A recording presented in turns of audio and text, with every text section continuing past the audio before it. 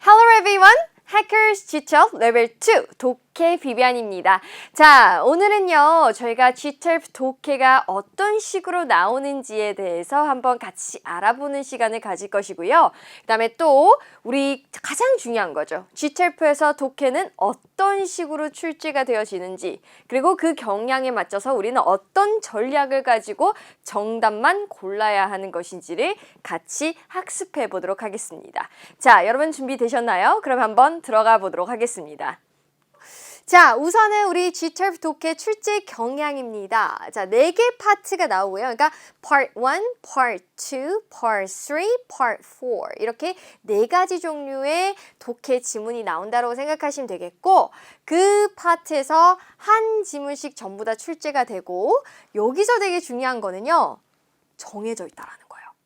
각 파트별로 무엇이 나올지가 주제가 딱 고정이 되어 있고, 글의 순서, 흐름도 정형화되어 있기 때문에 우리가 이걸 미리 알고만 가면 파트 1은 이거 나오겠지, 글은 이런 식으로 흘러가겠지, 이렇게 우리가 미리 예측하고 문제를 풀어낼 수 있다는 겁니다.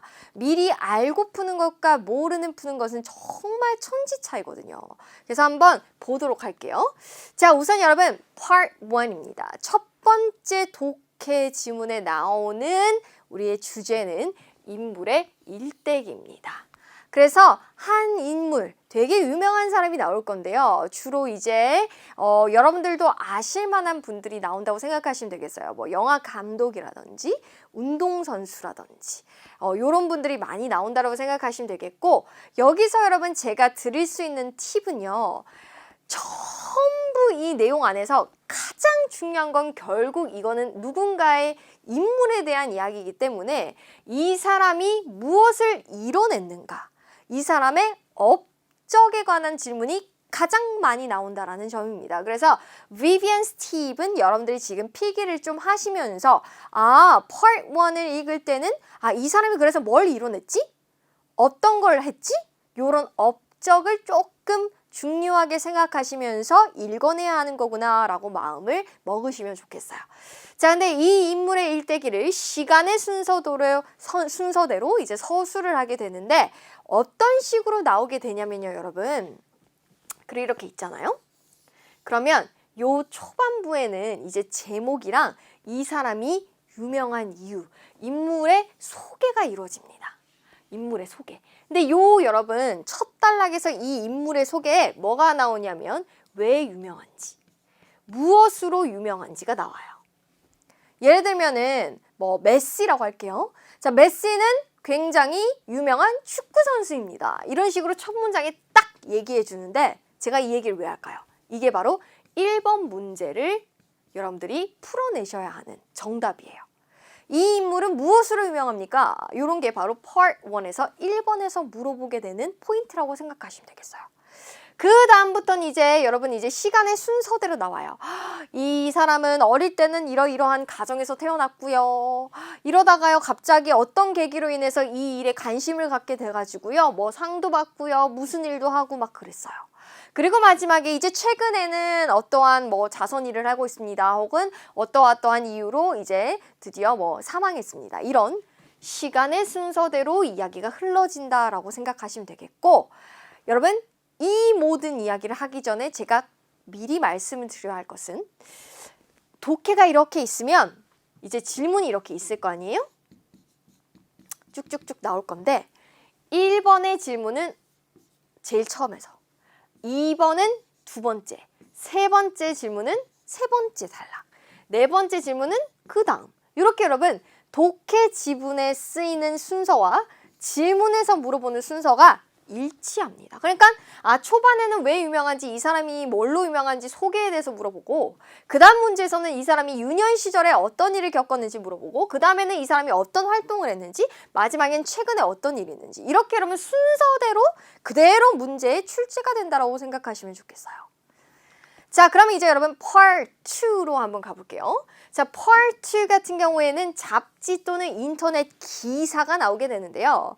여기서 Vivian Steve를 한번 드리자면 연구 결과에 주목하라라고 적혀있죠.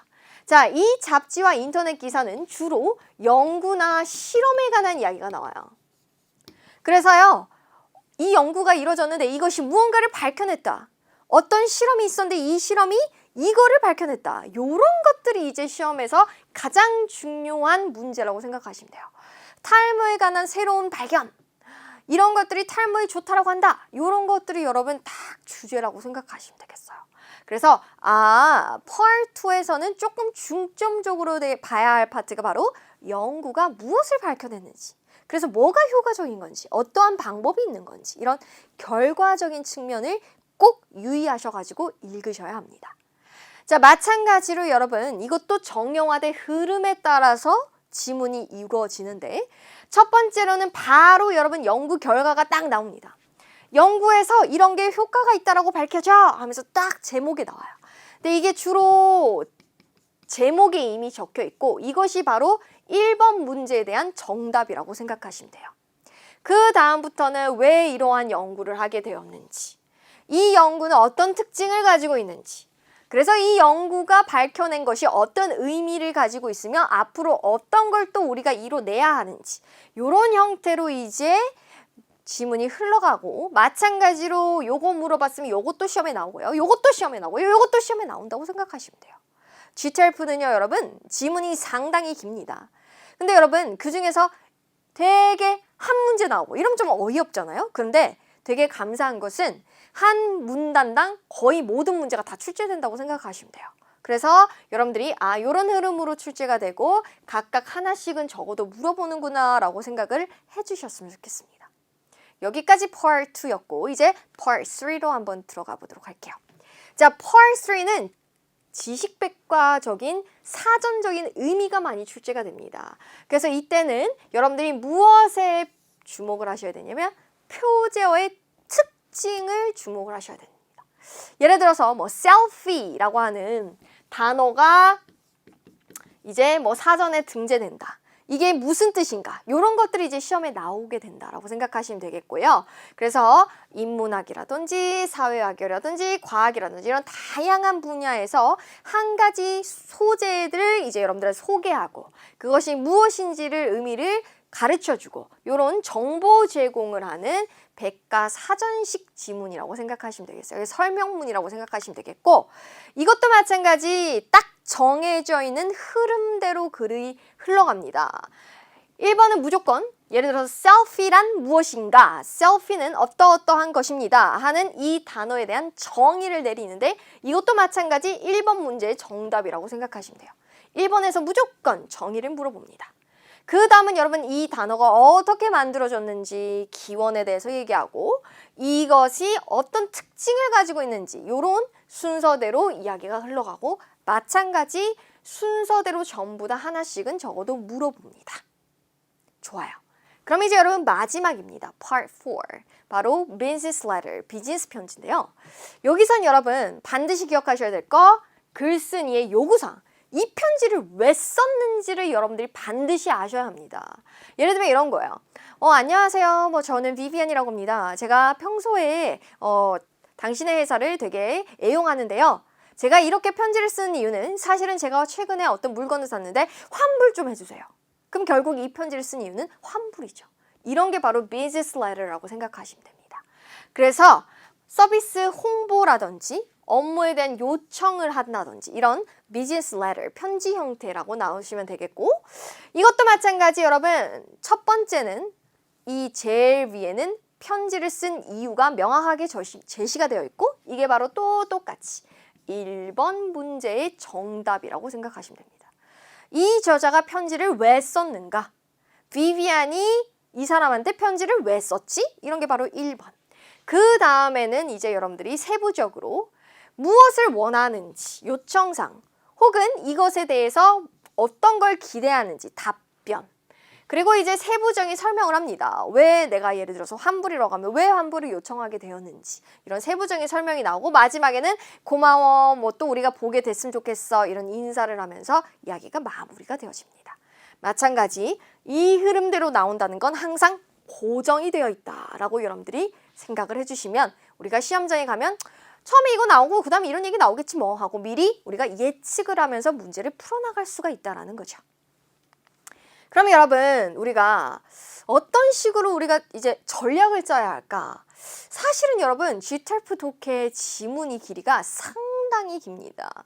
여러분들한테 만약에 제가 여러분, 우리 GTALF 지문이 되게 길거든요. 내용도 되게 많아요. 근데 여러분 이거 다 읽어보셔야 돼요. 라고 하면 여러분 되게 좌절스럽겠죠.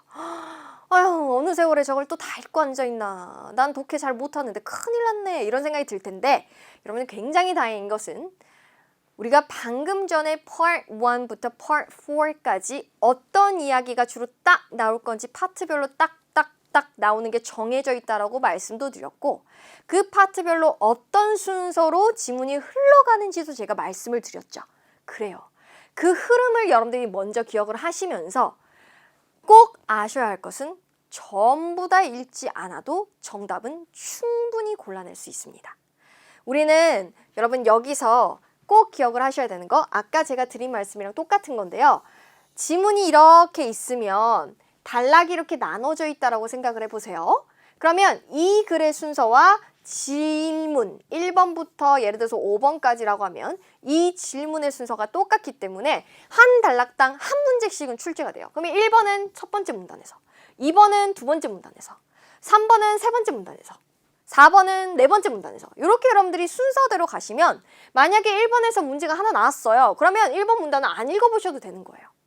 2번에서 문제를 하나 풀었어요. 그러면 여기 끝내면 돼요. 안 읽어보고 이제 바로 세 번째 문단으로 넘어가면 돼요. 이렇게 여러분들이 기억을 하셔야 되겠고 그리고 또 굉장히 문제를 먼저 읽고 그 다음에 지문으로 들어가야 된다는 생각을 반드시 하셔야 돼요. 처음부터 끝까지 다 읽고 여러분 문제로 들어가면 이 지문이 전부 다 기억이 나지 않기 때문에 굉장히 비효율적으로 여러분들이 GTALF를 공부를 하시는 거거든요. 그래서 항상 질문부터 읽고 지문으로 돌아가는 왔다 갔다의 훈련이 GTALF에서는 상당히 중요하다라고 기억을 하시면 좋겠어요. 그래서 한 지문은 보통 한 5개 또는 7개 단락으로 구성이 되어 있으니 상당히 길죠. 근데 각 단락에서 한 문제씩은 출제가 되니까 그래도 에휴 뭐 5개, 7개 단락인데 그중에서 하나 물어보고 이러면 좀 되게 허무할 텐데 그런 유형은 아니구나 라고 생각을 하셨으면 좋겠습니다. 자, 그러면 어떤 비율로 이제 출제가 되는지를 한번 볼 텐데요. 자, 아까 제가 1번 문제로 이런 게 나옵니다 라고 했던 게 이제 약 4%예요. 그래서 주제, 목적 문제는 각 파트별로 1번 문제에 항상 위치가 되어 있다라고 생각하시면 되겠고 그 외에 이제 세부적인 거 있잖아요. 두 번째 단락부터 이제 이어지는 내용들은 세부사항 문제 40%. 그리고 일치불일치, 언급된 것은 옳지 않은 것은 not true 문제가 8%. 여기까지 이제 또 세부사항에 속하는 거고요. 그 다음에 이제 다음 글로부터 추론할 수 있는 것은 하고 조금 어려운 문제인 추론 문제가 19% 나오고 그 다음에 이제 맨 마지막에 이제 어휘 문제가 약 2문제 정도 한 파트별로 한 2문제 정도 출제가 된다라고 생각하시면 되겠어요. 그래서 이런 식으로 출제 비율이 정해져 있다라고 생각을 해주시죠. 그러면 여러분 이제 경향을 보면 이 5가지 문제 유형이 있다라고 했습니다. 근데 그 중에서도 세부사항 문제가 가장 출제가 많이 되는 걸 우리는 앞에서 볼 수가 있었고 여기서 제가 제발 강조드리고 싶은 것은 지문을 다 읽어야 한다라는 압박감에서 벗어나셔야 한다. 다 읽을 필요가 없고요. 여러분 딱 순서를 적어드릴게요. 깔끔하게. 자, 질문을 먼저 읽습니다. 질문에서 키워드를 파악합니다. 그리고 그 키워드를 2번 지문에 들어가서 찾습니다. 그리고 그 주변만 읽고 바로 3번 정답을 고르셔야 됩니다. 요 과정을 그냥 계속 무한 반복하는 게 GTALF 독해를 푸는 방법이라고 생각하시면 되겠어요.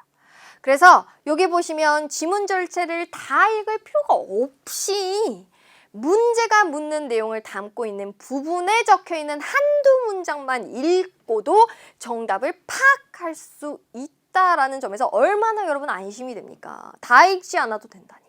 빠르게 풀어낼 수 있고 우리도 수업을 그런 식으로 진행을 할 겁니다. 자, 그래서 이제 다시 한번 꼼꼼하게 여러분들에게 스텝을 정해드리도록 할게요. 스텝 1. 가장 먼저 뭐 해야 되냐? 지문부터 읽는 게 아니다. 뭐부터 읽자? 문제 먼저 읽자.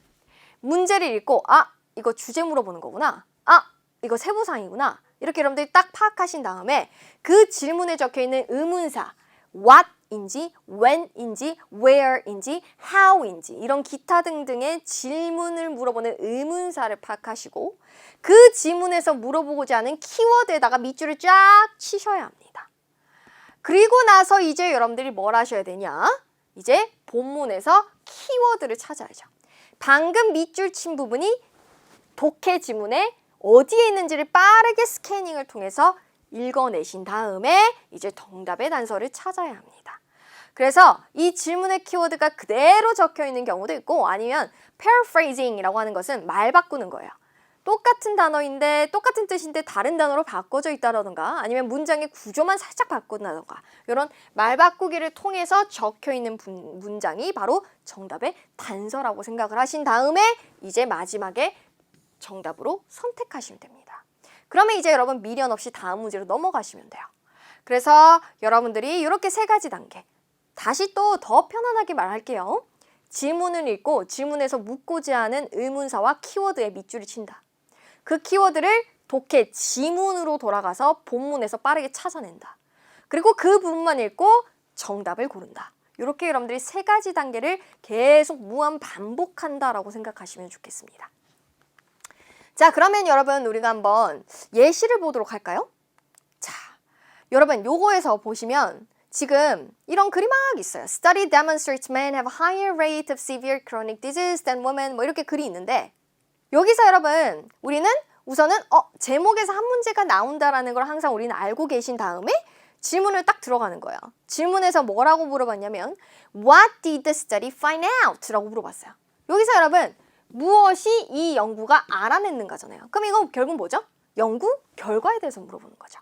아까 연구 결과는 우리가 Part 2에서 나오게 되는 지문의 유형이고 얘는 제가 아까도 말했지만은 지문의 제목만 읽고도 풀 수 있는 문제가 대다수라고 했습니다. 그럼 여러분 우리는 빠르게 다시 들어가서 여기에 적혀 있는 말을 봐야 해요. Study, 연구 결과가 demonstrate, 입증했다. 무엇을? men, 남성이 have, 가지고 있다고. 무엇을? higher rate, 더 높은 비율을 가지고 있다고. 뭐에 대한? severe, 극심한 chronic disease, 만성 질병을. 누구보다? 여성보다. 아, 그러면 남성이 여성보다 만성 질병을 더 많이 앓는다. 이게 밝혀낸 전부구나. 벌써 결론이 다 나와 있어요. 그럼 여러분 우리는 빨리 돌아가가지고 다시 한번 읽어보고 정답을 바로 고를 수 있는 거죠. 여러분 정답이 뭐겠어요? 자, A번 보세요. Men tend to die younger than women. 남성들이 women, 여성들보다 더 어릴 때 죽는 경향이 있다. 죽음과 관련된 이야기가 아니었잖아요. 정답이 될 수가 없는 거죠. B번 healthcare costs, 여기만 보고 우린 바로 제껴야죠. 건강을 관리하는 비용이 비용 얘기 아니었죠? 넘기세요. 뭐 끝까지 읽어요. C번 보세요. Men, 남성이 suffer from, 겪습니다. 무엇을요? serious illness, 심각한 질병을요. 누구보다요? 여성보다요.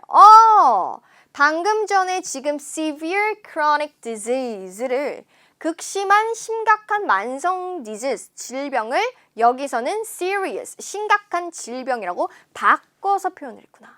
여러분 정답이 뭐가 되겠어요? 우리는 C번으로 선택을 하는 거죠. D번 볼까요?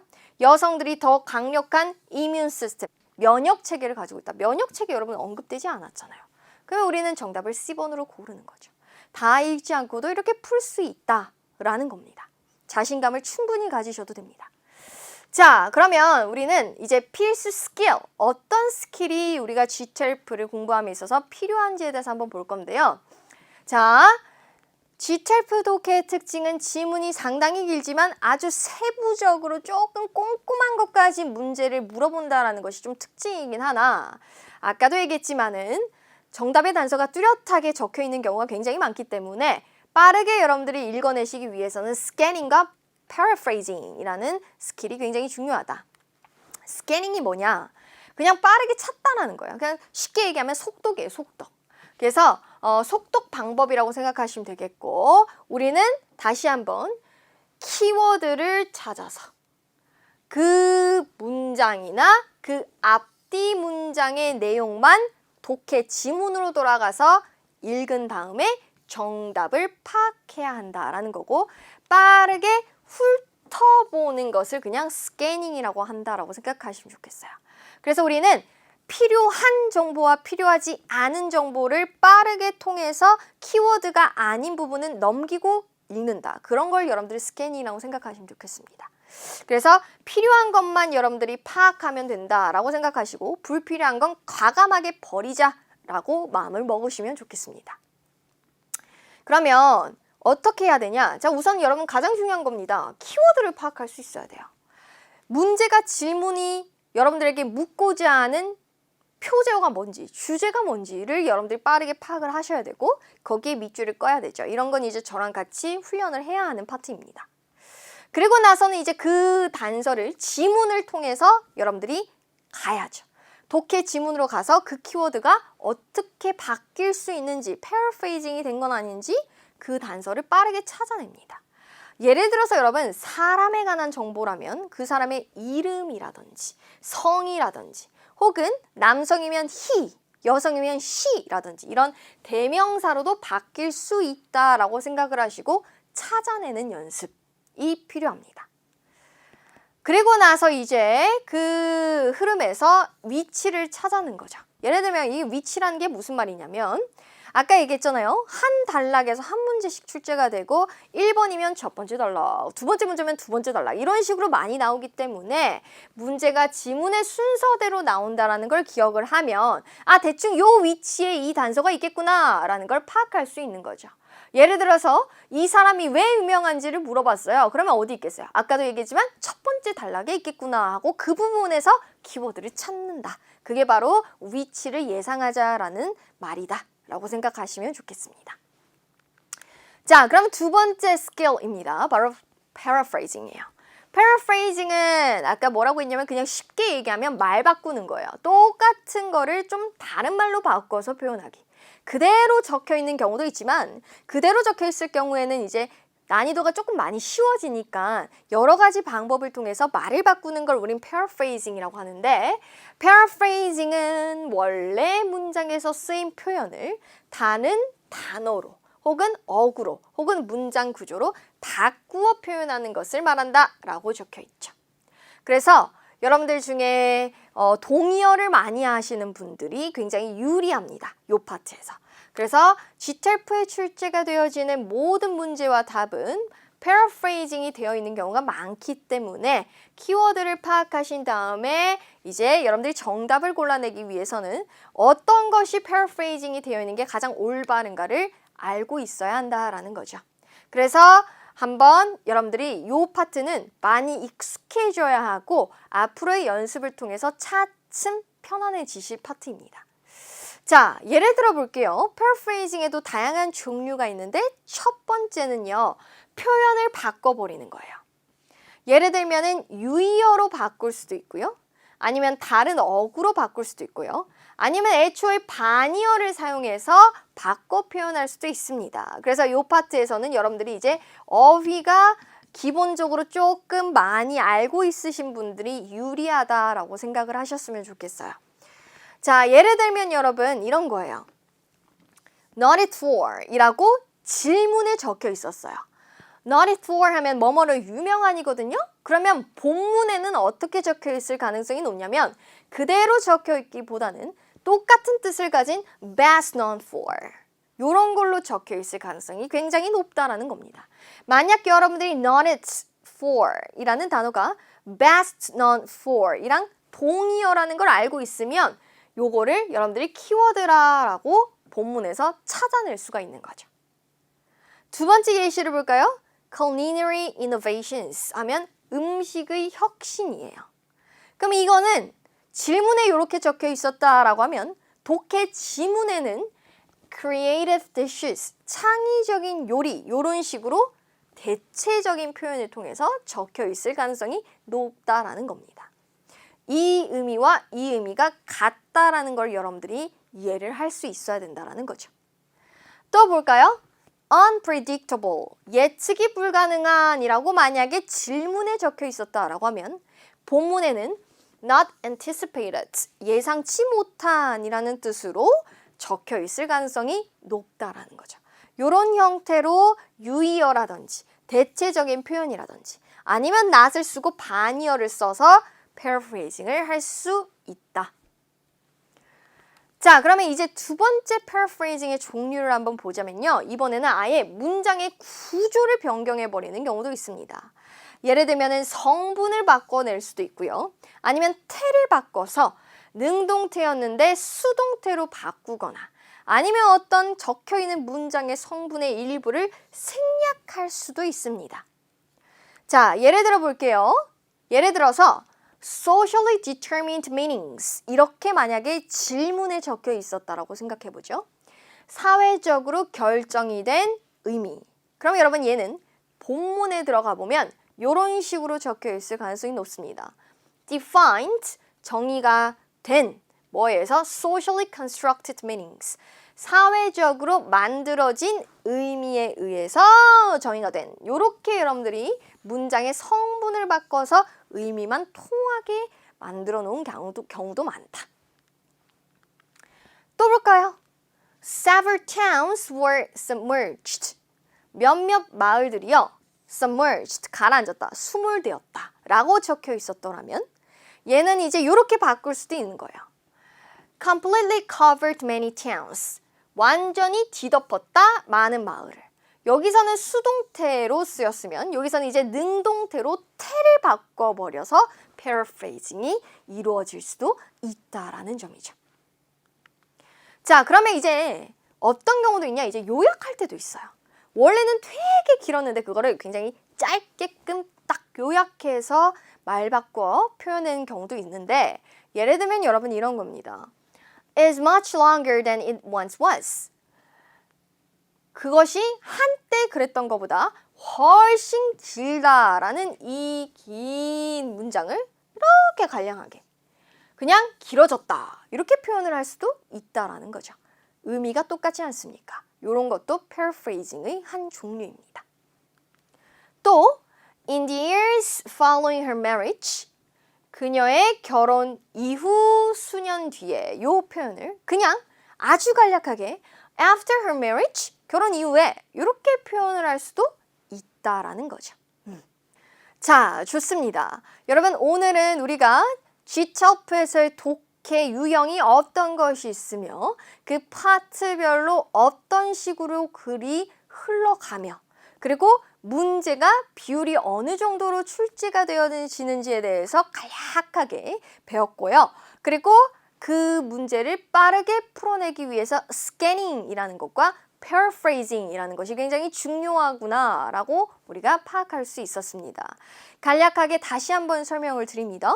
G12에서 가장 중요한 것은 문제를 먼저 읽고 거기서 키워드를 파악한 다음에 지문으로 들어가서 그 키워드를 빨리 찾아내서 그 부분만 읽고 정답을 고른다. 요것만 여러분들이 기억을 하셔도 충분히 앞으로의 수업은 따라오실 수 있을 겁니다. 너무 어렵게 생각하지 마시고요. G12의 독해는 처음부터 끝까지가 아니라 필요한 부분만 읽어도 충분히 정답을 골라낼 수 있는 영어 시험이기 때문에 여러분들이 자신감을 가지시고 앞으로 저랑 좀 더 열심히 공부를 하도록 합시다. 자, 여러분 오늘도 수업 따라오시느라고 고생 많이 하셨고요. 우린 또 다음 시간에 만나 뵙도록 하죠. 여러분 바이바이.